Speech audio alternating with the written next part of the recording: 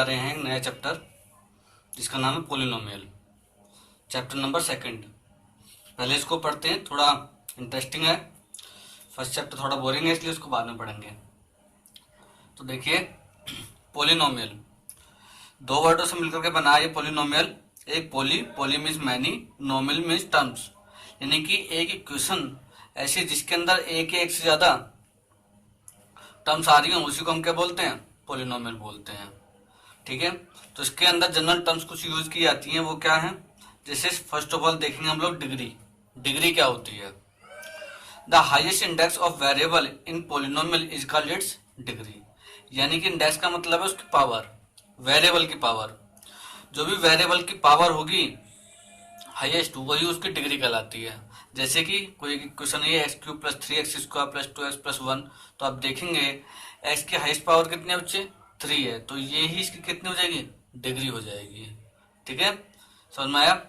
अब इस डिग्री के बेस पे ही हम पोलिनोमियल्स को डिवाइड करते हैं। जो आपकी सिलेबस में है वो 3 तरह की पोलिनोमियल है।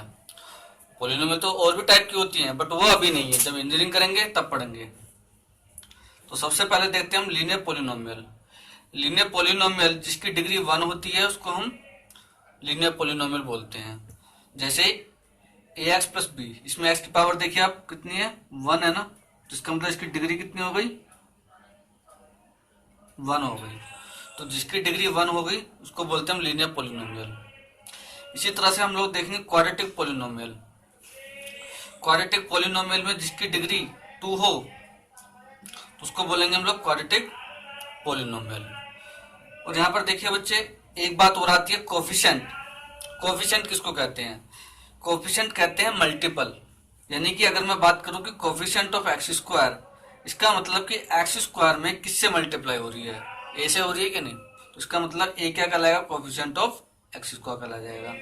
इसी तरह से x को अगर देखें तो कोफिशिएंट ऑफ x क्या होगा? ये चेक करना होता है कि x के अंदर किससे मल्टीप्लाई हो रही है? b से हो रही है। तो b से हो रही है तो b क्या कहलाएगा? उसको कोफिशिएंट ऑफ x कहलाएगा। और c क्या होगी? हमारी कांस्टेंट टर्म होगी। क्यों? क्योंकि इसके पास में कोई x है ही नहीं। ठीक, इसी तरह से हम देखेंगे क्यूबिक पोलिनोमियल। क्यूबिक पोलिनोमियल यानी कि जिसकी डिग्री कितनी होनी चाहिए? 3 होनी चाहिए। तो यहाँ पर देखेंगे हम लोग डिग्री कितनी है बच्चे? 3 है। अगर डिग्री 3 है तो क्या कहलाएगी हमारी?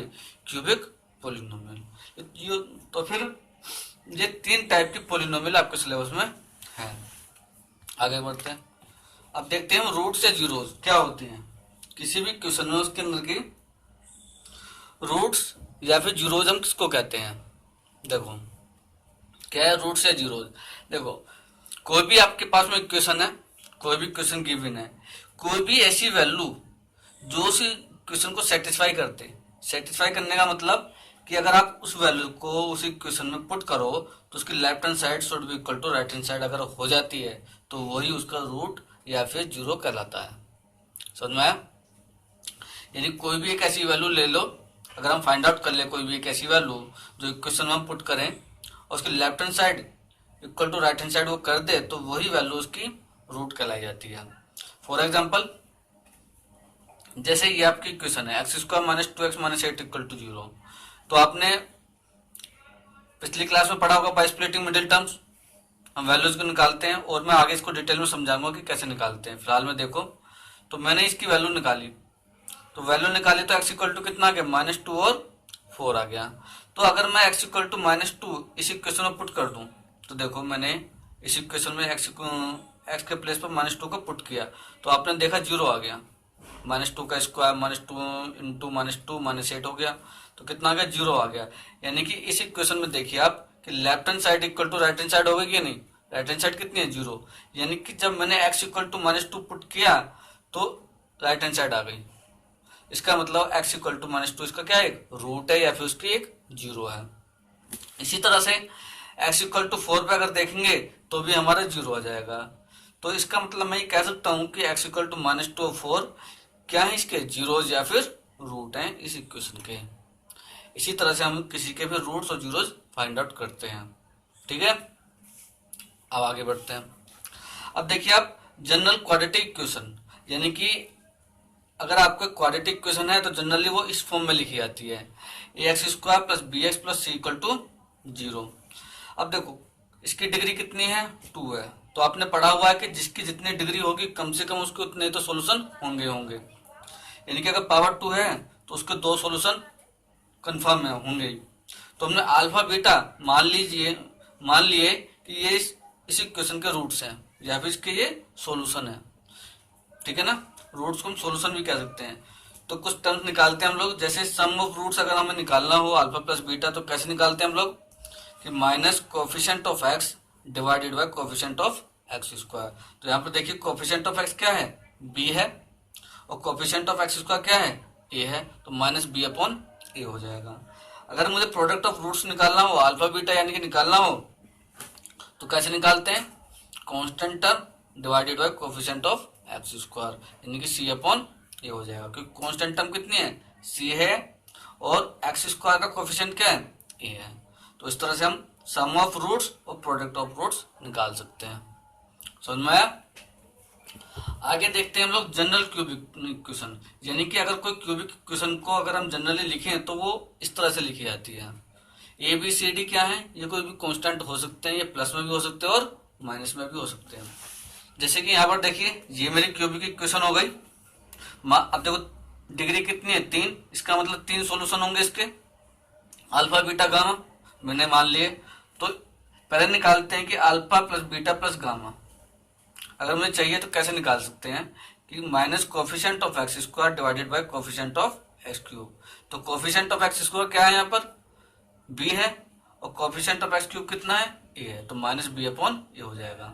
इसी तरह से हम निकालते हैं alpha beta plus beta gamma plus gamma alpha, तो क्या हो जाए, ये होता है coefficient of x divided by coefficient of x cube.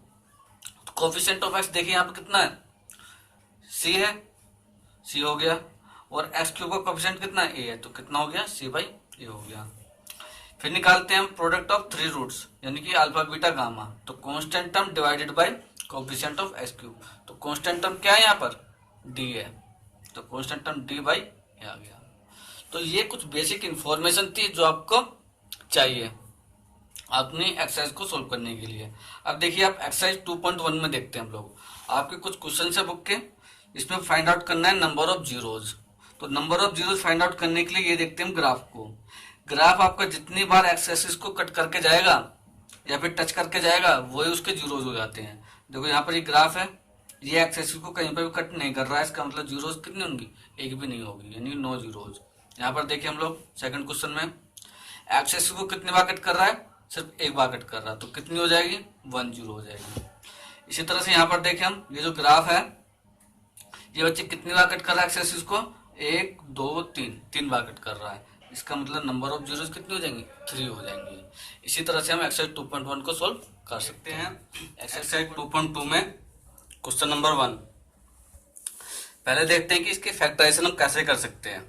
तो देखो फैक्टर करने के लिए सबसे पहले हम देखते हैं बच्चे कि एक्स स्क्वायर का कोई मल्टीपल तो नहीं है, मल्टीपल सिर्फ 1 ही होना चाहिए, उससे अलग कोई और नहीं। देखो यहाँ पर कोई और मल्टीपल नहीं है तो फिर ठीक है। फिर इसकी तरफ जाते हैं कांस्टेंट टर्म की तरफ, ये कितना है, 8 है। फिर 8 के हम फैक्टर करते हैं, 8 के फैक्टर क्या हो सकते हैं, 4 इंटू 2, ठीक है। अब इसके फैक्टर इस तरह से कर और भी हो सकते हैं आपके, बट फिलहाल में इसके 4 इंटू 2 है। इसके फैक्टर इस तरह से करते हैं कि मल्टीप्लाई करके कितना आए, 8 आए, और ये देखो ये साइन बताता है कि माइनस करके कितना आना चाहिए, 2 आना चाहिए। ऐसे नहीं कि प्लस माइनस करके 2 आ जाए, नहीं, इस साइन को देखते हैं, ये अगर ये माइनस है तो माइनस करके कितना आना चाहिए, 2 आना चाहिए। तो इसका मतलब 4 इंटू 2 कितने होते हैं, 8 होते हैं, और 4 माइनस 2 इक्वल टू कितना होगा, 2, ठीक है। एक्स स्क्वायर माइनस 2 के प्लेस में पुट करो, 4 minus 2 into x minus 8 equal to 0। तो x square minus 4x plus 2x minus 8 equal to 0। तो x कॉमन कर लो इस वाले से, तो x माइनस 4 प्लस 2 सारे इसके कॉमन है, 2 कॉमन है, x माइनस 4 इक्वल टू 0। तो x माइनस 4 सारे इसके कॉमन है बच्चे, x माइनस 4 कॉमन है, तो कितना बच गया, x प्लस 2, तो इक्वल टू में 0, ठीक है। इसी को बोलते हैं हम बाय स्प्लिटिंग मिडिल टर्म, तो आप देखेंगे तो पहले put x minus 4 equal to 0, तो x इक्वल टू कितना गया 4। फिर पुट करेंगे हम लोग x प्लस 2 इक्वल टू 0, तो x इक्वल टू कितना हो गया -2। इसका मतलब x इक्वल टू 4 और -2 क्या है, ये इसके रूट्स हैं। क्या बच्चे, इसके रूट्स हैं इस इक्वेशन के। यानी कि अगर हम 4 और -2 को इस इक्वेशन में अगर पुट कर देते हैं तो वो left hand side equal to right hand side दे देंगे। ठीक है, लेकिन आपके क्वेश्चन में क्या कहा है कि फाइंड द जीरोज, रूट्स कह सकते हैं, इनको जीरोज भी कह सकते हैं या फिर सॉल्यूशन भी कह सकते हैं। कह रहा है कि वेरीफाई करना relationship between zeros and coefficient. तो देखिए आप कोफिशिएंट कैसे निकालते हैं, इस इक्वेशन को फिर से लिखो, x square minus 2x minus 8 equal to 0। ना इसको कंपेयर करो, compare with ax square plus b x plus c equal to 0। तो देखो यहाँ पर x का मल्टीपल कितना है 1 है, यहाँ पर एक्स स्क्वायर का मल्टीपल कितना है a है, तो इसका मतलब a की वैल्यू कितनी हो जाएगी 1 हो जाएगी। ठीक है, यहाँ पर x का मल्टीपल कितना है -2 है, यहाँ पर x का मल्टीपल कितना है +b है, तो b की वैल्यू कितनी हो जाएगी -2। यहाँ पर कांस्टेंट टर्म कितनी है c है, यहाँ पर कितनी है -8, तो c की वैल्यू बच्चे -8 हो जाएगी। ठीक है, अब देखिए अब देखो जो क्वाड्रेटिक इक्वेशन होती थी उसमें हम रूट्स क्या मानते थे, alpha beta. Let the roots are alpha comma beta, तो हम क्या निकालते हैं सबसे पहले सम ऑफ रूट्स। तो उसको निकालने का क्या बताया था आपको, -b अपॉन a। तो -b कितना है मेरा -2 अपॉन a कितना है 1, यानी कि 2, यानी कि अल्फा प्लस बीटा कितना आ गया बच्चे 2 आ गया। और अल्फा बीटा ये क्या निकले, ये रूट्स है, और यहाँ पर भी हमने क्या निकाला है, ये भी तो रूट्स ही हैं 4 और -2। तो लेफ्ट हैंड साइड में इनको पुट करो, तो 4 - 2 इक्वल टू, तो 2 इक्वल टू 2 आ रहा है कि नहीं, इसका मतलब left hand side equal to right hand side आ गई। ये हमें प्रूव करना था। अब हमें निकालना क्या है, प्रोडक्ट ऑफ रूट्स, यानी कि अल्फा बीटा इक्वल टू कितना होता था c/a। तो alpha into beta equal to c की वैल्यू कितनी है -8 upon 1 equal to -8। Alpha into beta, देखो अल्फा और बीटा में कितना निकाला था, ये तो रूट्स हैं 4 और -2, तो पुट कर दो 4 इंटू -2 इक्वल टू -8, तो -8 इक्वल टू -8 आ गया क्या नहीं, यानी कि left hand side equal to right hand side आ गया। ये हमें प्रूव करना होता है इन क्वेश्चंस में। अब देखो बच्चों बढ़ते हैं नेक्स्ट टाइप की तरफ। क्वेश्चन नंबर 2 का फर्स्ट पार्ट है। आपको कहा है क्वेश्चन में कि सम ऑफ रूट्स दिया हुआ है इक्वल टू 1/4। तो सम ऑफ रूट्स क्या होता है हमारा, alpha plus beta equal to कितना हो जाएगा 1/4।